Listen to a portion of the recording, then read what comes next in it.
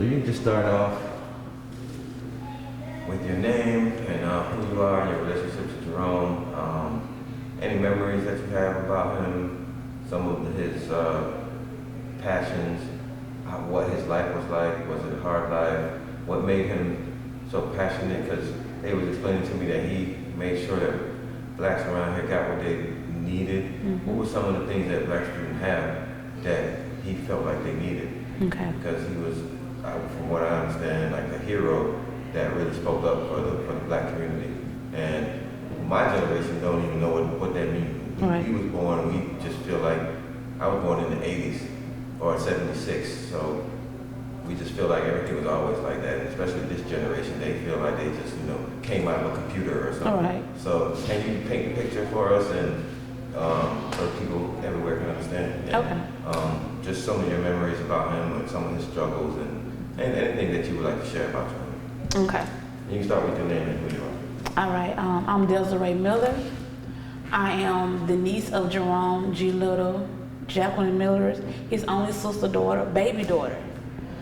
My uncle always told my mom that I was somewhat special due to the fact that when I was born, when I was 4 months, I almost died.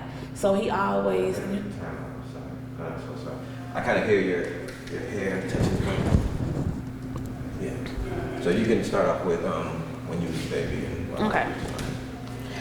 Yes, he always told my mom that I was going to be something special because when I was 4 months, I almost died. So he always told my mom that I was the miracle baby because I had went through a lot trying to get to where I am now.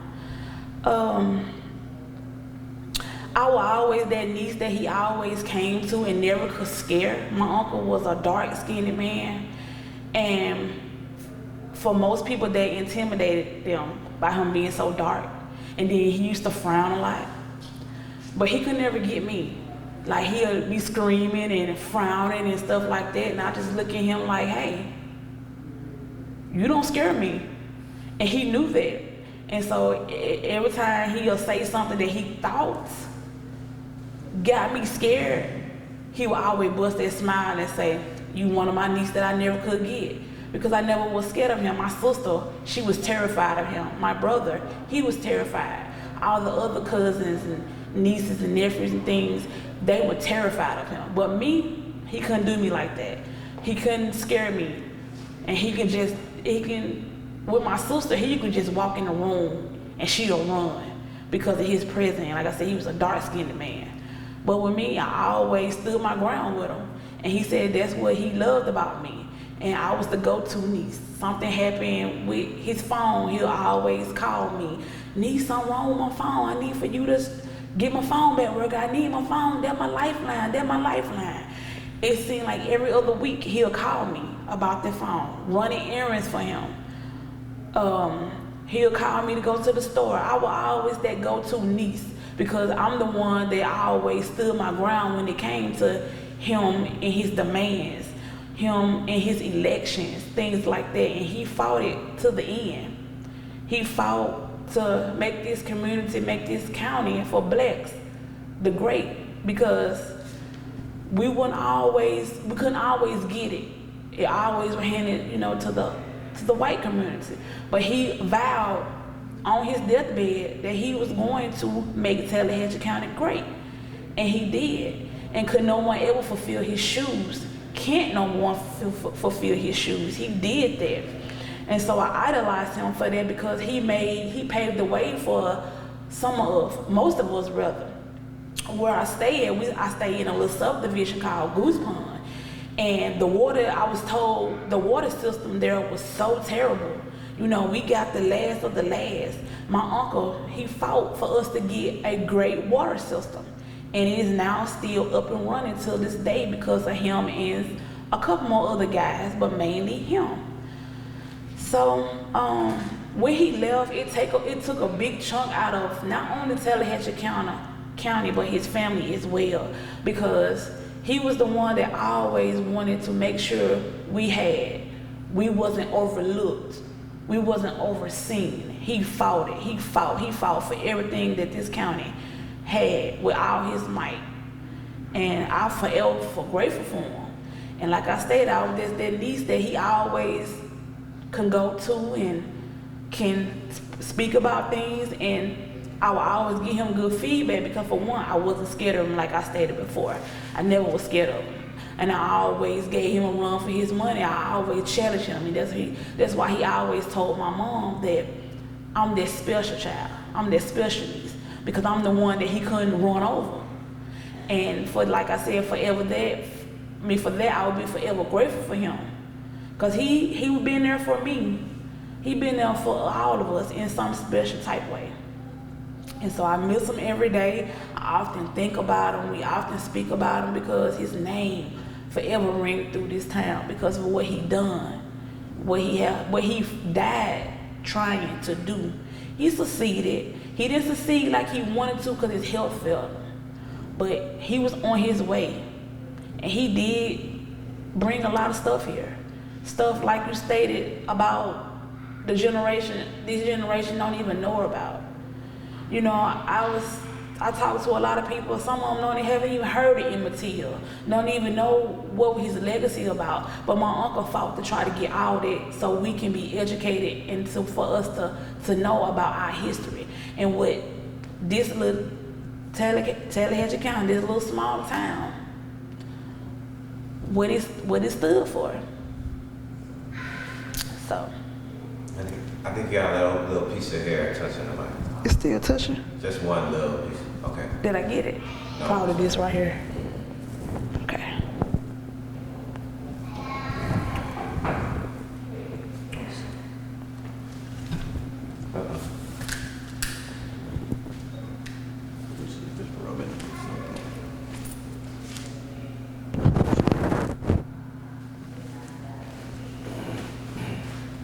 So, what was your age difference?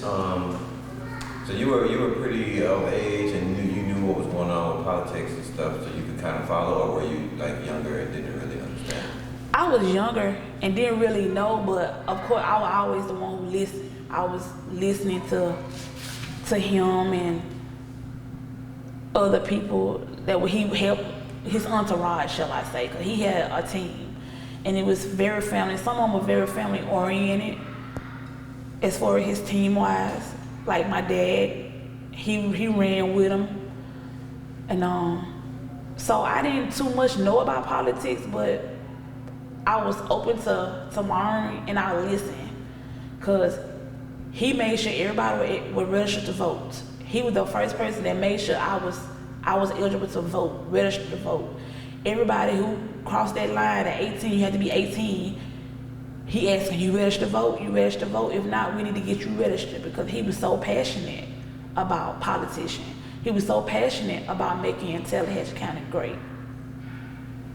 Do you know where did he get that from? Did he learn it in the Army? Did he learn it in school with your grandfather, or? I'm not sure. As far as I can remember, and as far as I can remember my uncle, he always been about politicians. So where did he grasp onto that? I have not a clue. Since I've been able to know him and learn him and to be around him, he just been a politician.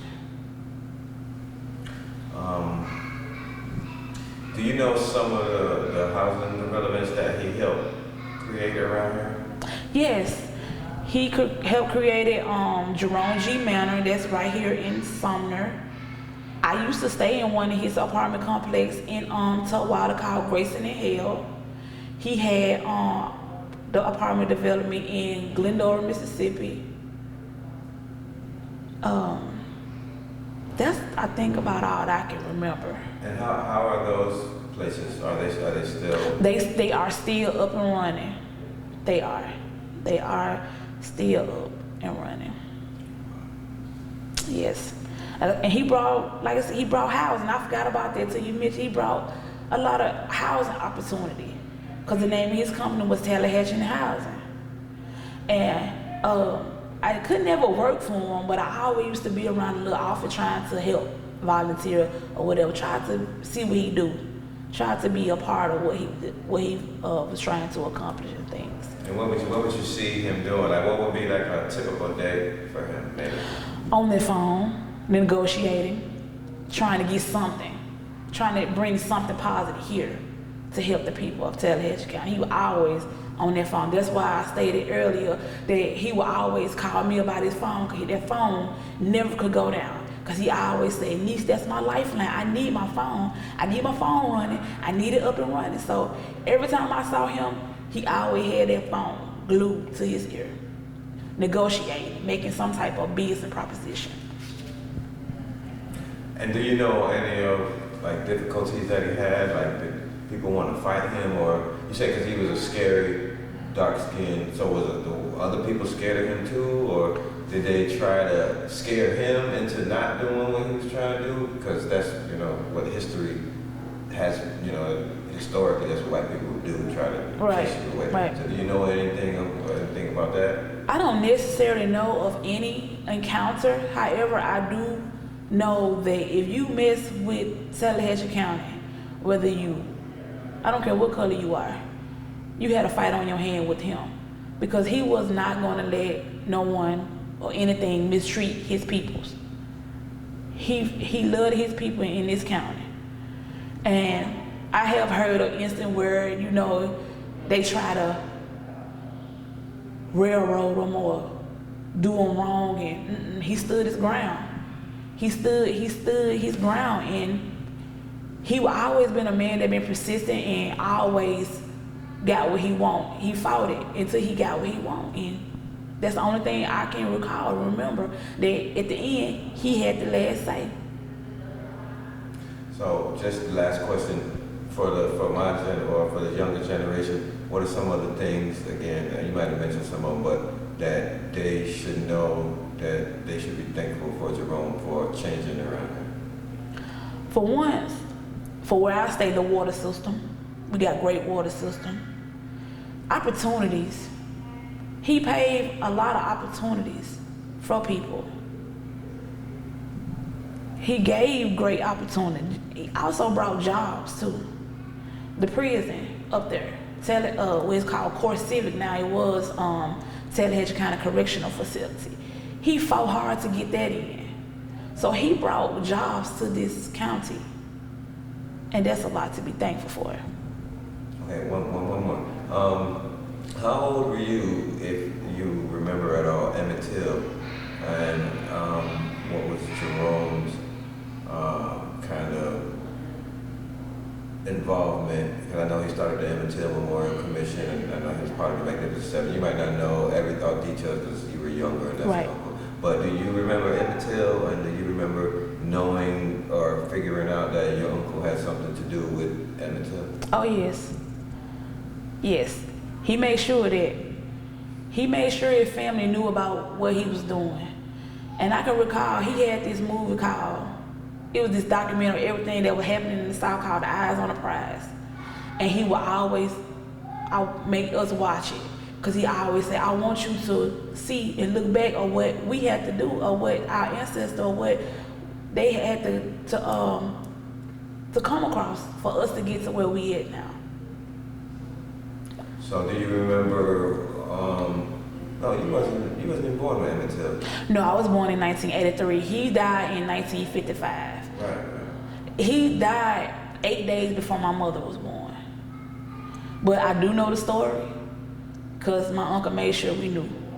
He made sure we knew about our history, especially that, because that was his baby. The Emmett Till Project was his baby. And do you remember this courthouse before it was rebuilt, or do you remember anything that your uncle had to do with that? Yes, I do. I can recall some. He was one of the reasons, or is the reason why they did the restructure to it, to make it like it's the original courthouse when they were having the Emmett Till trial. Thank you. Thank you. Appreciate it. You're welcome.